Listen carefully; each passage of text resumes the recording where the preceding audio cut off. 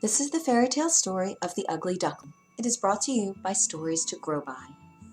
On a farm long ago, a mama duck sat on her nest. "How long must I wait for my babies to hatch?" she said.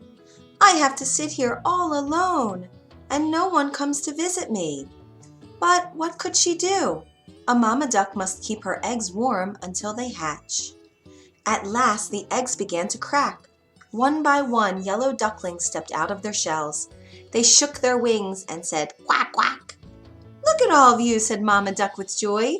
"You are all so cute." "Quack, quack," they said. Mama Duck said, "Come and line up. We will go down to the lake for your very first swim." She counted 1, 2, 3, 4, 5. "Oh dear," she said, "I should have 6 ducklings."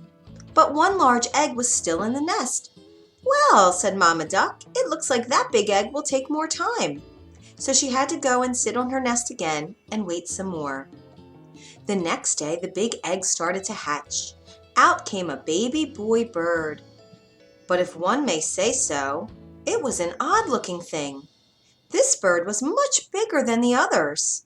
He was not yellow at all. He was dark gray from his head to his feet, and he walked with a funny little wobble. One of the yellow ducklings pointed. "What is that? He cannot be one of us." "I have never seen such an ugly duckling," said another. "How can you say such a thing?" said Mama Duck in her stern voice. "You are only 1 day old. Your brother hatched from the very same nest as you did. Now line up. We will go to the lake for your very first swim." Yet the other ducklings quacked, "Ugly, ugly, ugly." The ugly duckling did not know why the other ducklings were yelling at him. He took the last spot in line. Each yellow duck jumped in the river and swam behind Mama Duck. When it was his turn, the ugly duckling jumped in and started to paddle too. "At least he can swim," Mama Duck said to herself. When they left the water and started to play, the ugly duckling tried to play with his brothers and sisters too. They yelled, "Go away! We will not play with you. You are ugly, and you walk weird too." When Mama Duck was close by, she would not let them talk in this way. "Be nice," she would scold, but she was not always close by.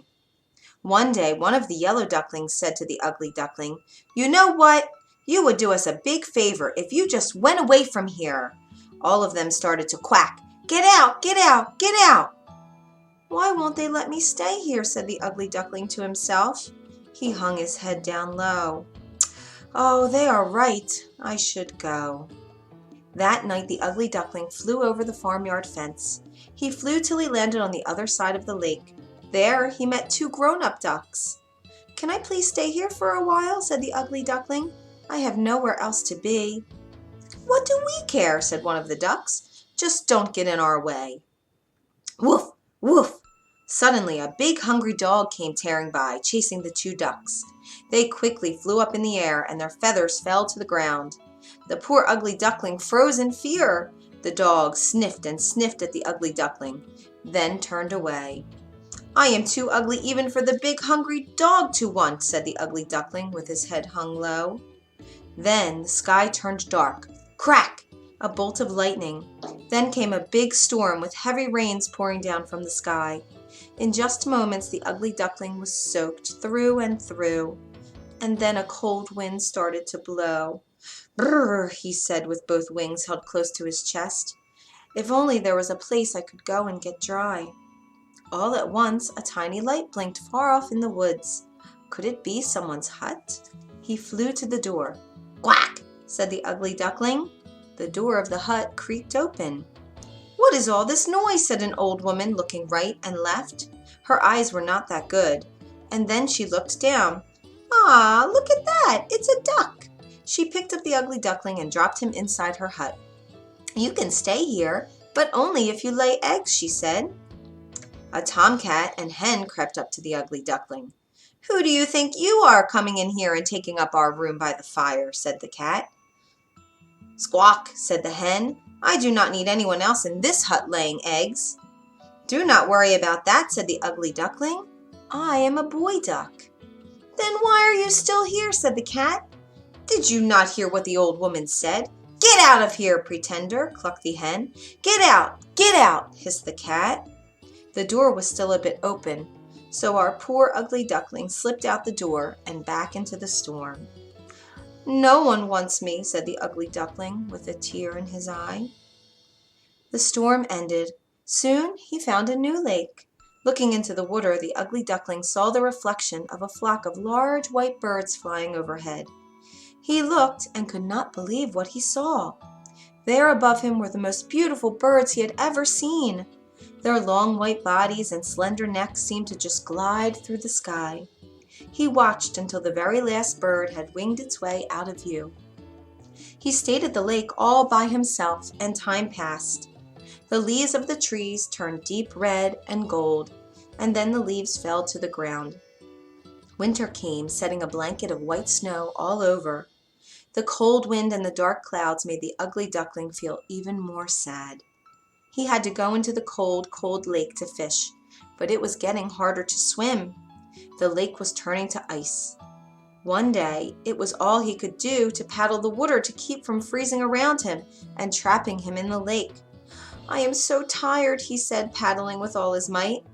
The ice got thicker and drew closer to him. In a moment, two giant hands swept him up. "You poor thing," said a farmer. He held the ugly duckling close to his thick wool jacket and took the bird to his home. Never was a warm fireplace more welcome. For the rest of the winter, the farmer cared for the ugly duckling. Then spring came. Tips of green covered the trees. Short, bright flowers popped up from the ground. "It is time for you to go to the lake to swim again, as you were born to do," said the farmer. He took the duckling back to the lake where he had found him and set him with care on the water. "Gosh, I feel strong," said the young bird, flapping his wings. "Why, I never felt as strong as I do right now." He heard quiet splashing sounds behind him and turned around. A flock of those same beautiful birds he had seen in the sky before landed behind him on the water. "Do not worry," he said to them, holding out one wing. "I will go now. I will not make trouble for you." A big fat tear rolled down his cheek.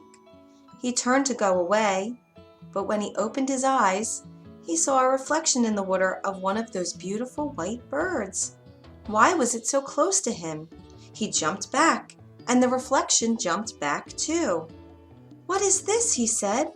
He stretched his neck, and the reflection of the beautiful bird stretched its neck too. "Why are you going so soon?" said one of the beautiful birds. "Stay here with us," said another. "We'll be great friends." Then the bird who used to be the ugly duckling knew what had happened. He was no longer an ugly gray bird that wobbled when it walked. At one moment, all the swans flapped their wings and took off into the sky. "Come with us," one called back. "Take the lead." So he flapped his wings fast and took his place in front of the whole flock. All his new friends flapped their wings behind him. "Say," he said, gliding and dipping through the sky as he sped on, "who's an ugly duckling now? Surely not I." The end. If you enjoyed this tale, you can find more at storiestogrowby.org.